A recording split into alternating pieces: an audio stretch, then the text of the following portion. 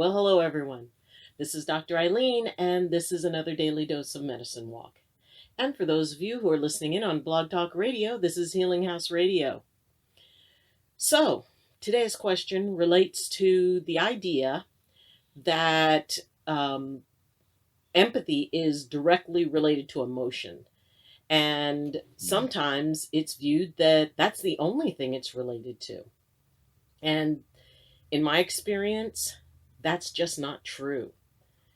That empathy relates to a huge spectrum of energetic experience.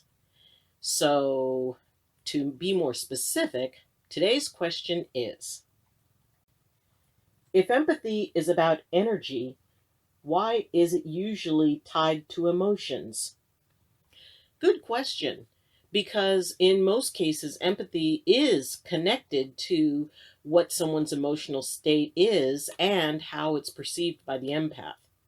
Now, this also goes along with the idea that empathy is just about receiving. So, first off, empathy isn't just about receiving. As we've talked about, it's about transmitting and scanning. All three are possible under empathic connection. And while energy is, we can tap into the entire spectrum of energetic experiences. Yes, emotions are probably one of the most significant and straightforward things that we deal with, not because we're limited to emotions, but because often emotions are the strongest expression of human energy. So let's talk about emotions a little bit. And Luna, the MCAT, is here. And when we're dealing with, which is why, yes, animals have emotions. Very clearly, animals have emotions. And they're different from human emotions. Yet, empaths can connect to them. If empathy were only limited to emotions, why is it that empaths can connect with aspects of nature? And while yes, I personally believe that aspects of nature can hold emotions, they certainly aren't at the same level of intensity as human emotions, because aspects of nature do not attach stories to it. It is a straightforward experience of that moment. Cats, can say, oh, well, I'm feeling good, I'm feeling bad, I'm feeling put upon, I need a cuddle, and that's their moment. But it's not, they don't consider themselves worthy or unworthy of it. If a cat does not get attention that it wants, I can be pretty sure in betting that that's not because the cat thinks that it's unworthy. It obviously feels that the fault lies in whoever they're dealing with. So if we fail to read a cat's emotions and needs and wants, yeah, they blame us. There isn't a story of a lack of worth attached to it. So the issue is, over there, the issue is, what is it that the energy present, or how does energy present itself? Yeah, some days it's like brain mouth connection, not as good as it could be, but we will carry on. Anyway, how energy presents itself is often directly related to the story that we attach to it. It's like whether an event is good or bad relates to the story that we attach to it. If somebody has a flat tire or their car doesn't start, and let's say they were going to an event that they really, really, really wanted to go to, well, the car not starting would be horrible.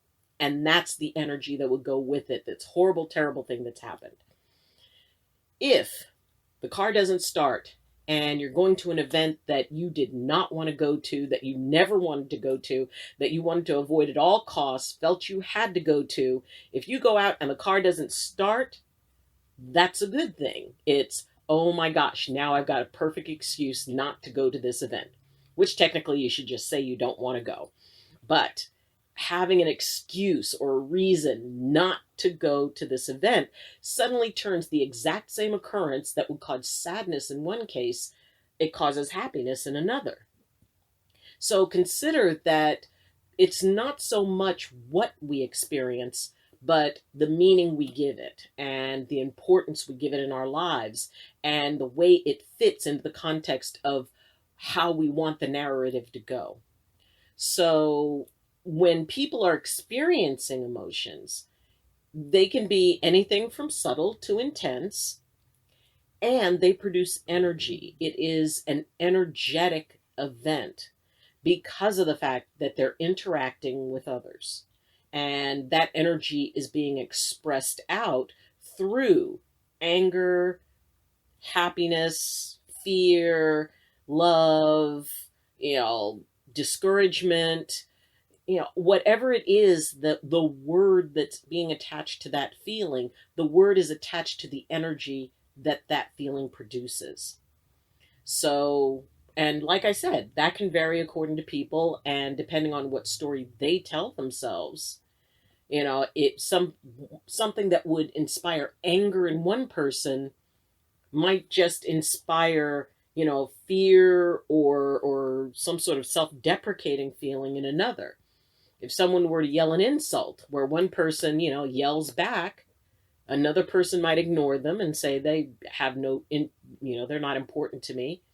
Or somebody could take it, oh wow, I'm what they're saying that I am. So the emotion can go into those three different directions, or maybe even, maybe somebody might laugh and find it funny. So when an empath is around someone who's experiencing that, remember, you're experiencing what they're experiencing as if it's your own feeling, and you experience it from the perspective that they're experiencing it. So a sad event that makes someone else happy, there are a lot of different directions that could go. We're not opening up that bag of badgers, but let's say if it was something that one person might feel sad about, another person might feel happy about, and the empath is going to go with the strongest energetic push, which is the person who's expressing the strongest emotion in that. But like I said, it's not just about emotion. That's just the way that most people interact energetically. I can tell you firsthand that you can set up as strong, if not a stronger energetic resonance with a river stone than you can with some people. And it can be very deep, very intense. It can teach a lot because it does not include that whole aspect of story and perception.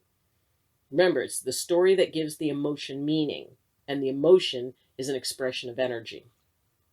So if we can separate ourselves as empaths from being locked into that idea, empathy and emotion automatically go hand in hand, that's not true. We can broaden our experience with it, and because it's not just us being battered by whoever's emotion is around us and whoever's emotion is strongest, and if we can expand our description of what that phenomena is, then we can share that energetic connection with anything and everything, which is really so tremendously cool. It is my favorite part about empathy, is that it connects me to everything. So, yes, it is most often connected to emotion. No, it is not restricted to emotion. And keep in mind that emotion is simply the most straightforward expression of energy that people experience. So you're not responding to their emotion per se, you're responding to their experience and how their minds have interpreted it. The emotion is the flavor that's put onto it. It is the coating. But underneath it is energy. And that's what we're connecting with. So, I hope that answered your question. If you have any questions, comments, or concerns, please leave them in the comments section. You can also reach me through my Facebook group, Medicine Walk with Dr. Eileen. You can reach me through following me on Twitter, and my email address is in the description. So if you have a particular situation or a particular question that you would like to ask me, please let me know, and I will address it for you. And if you like, I can address it in a video. Because honestly, if you have a question, more than likely somebody else has that same question. So that's why I love getting questions from people, because that way, all the people who don't feel comfortable stepping up and asking the question, they can be able to benefit from it too. Now, if you like this video, please press like. If you are watching and you have not subscribed, it would be great if you would consider subscribing, because that would help out me, it would help out the channel, and it would help this whole thing grow. And if you have the desire to support on a higher level, in the description is my Patreon account, and for as little as $2 a month, you can be able to become a patron of the channel, to do a monthly support, and there are perks that goes with each level, including one-on-one interaction with me. So, thank you for joining me, and as always, I wish you balance, and I wish you blessings from my heart to yours. Love you, and see you tomorrow. Bye.